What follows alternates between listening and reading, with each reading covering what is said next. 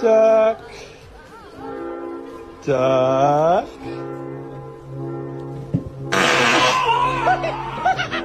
Wystraszyło mnie ci się.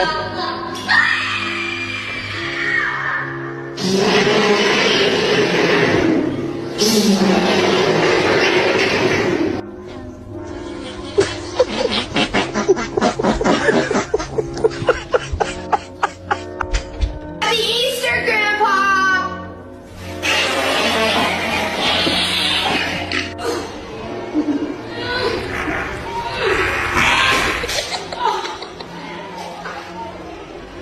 Cover the farts.